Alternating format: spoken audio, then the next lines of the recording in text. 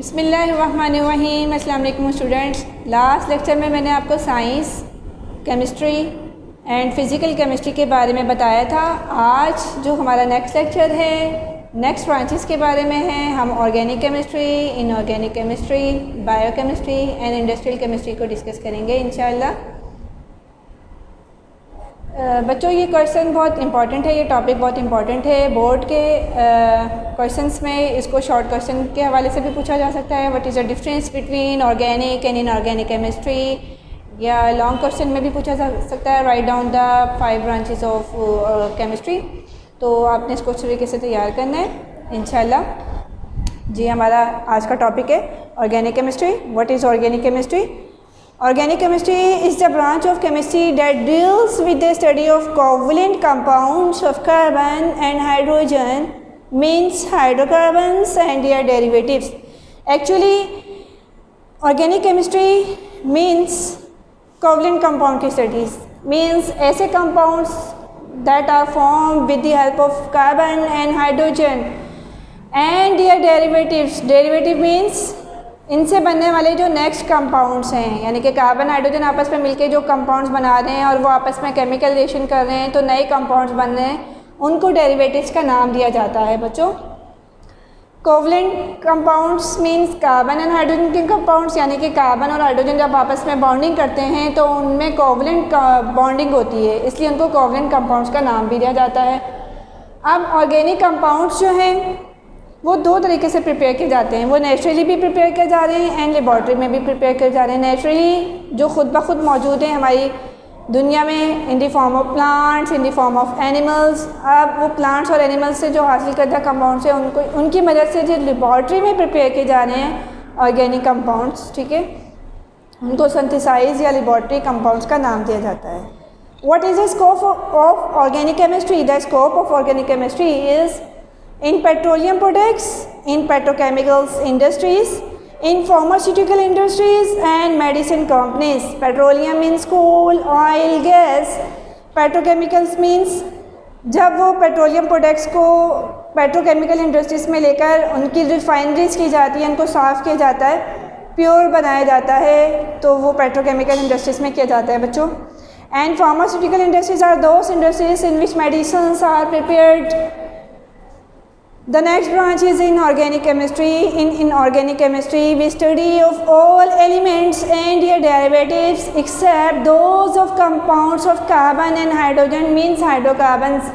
इसमें वो तमाम एलिमेंट्स आ जाते हैं जो हमारे पीरियोडिक टेबल में मौजूद हैं, उनकी स्टडीज़ और उनसे बनने वाले कंपाउंड्स की स्टडीज़, सिवाय उन कंपाउंड्स के जो हाइड्रोकार्बन्स हैं, because hydrocarbons are studies in organic chemistry. So inorganic chemistry में हम उन एलिमेंट्स को स्टडी कर रहे हैं जो ज़रूरी नहीं कि कार्बन और हाइड्रोजन से मिलके बने हों, because those compounds are studies in organic chemistry. Okay, ये इनमें मेजर डिफरेंस है।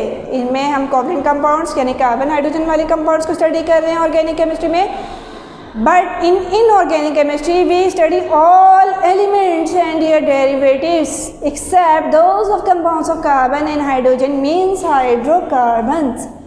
Okay, the scope of inorganic chemistry, these chemical products are used in chemical industries, for example in glass industries, in cement industry, in metallurgy. What is metallurgy? Metallurgy is a process of extraction of metals from ores. Metals बनाने का एक method है metallurgy, metals बनाने का process है। और metals किससे बनाए जा रहे हैं? ओर से। What is ore? It is naturally occurring solid material. Ores are naturally occurring solid materials. Clear हो गया बच्चों? मेटलर्जी का जो टॉपिक है, पूरा चैप्टर है 10th की केमिस्ट्री में, लास्ट चैप्टर है, उसको आप डिटेल में पढ़ेंगे 10th में जाके। ओके, नेक्स्ट है biochemistry. Bio means life and chemistry means chemical reactions that are taking place in living organism. Okay, so the biochemistry is the study of the structure composition of chemical reactions of substances found in living organism. Biochemistry is the branch of chemistry that deals with the study of chemical reactions and composition of substances that are present in living organism. For example, the process of photosynthesis that are occurring in plants, also studied in biochemistry. The process of respiration that occur in animals also studied in biochemistry.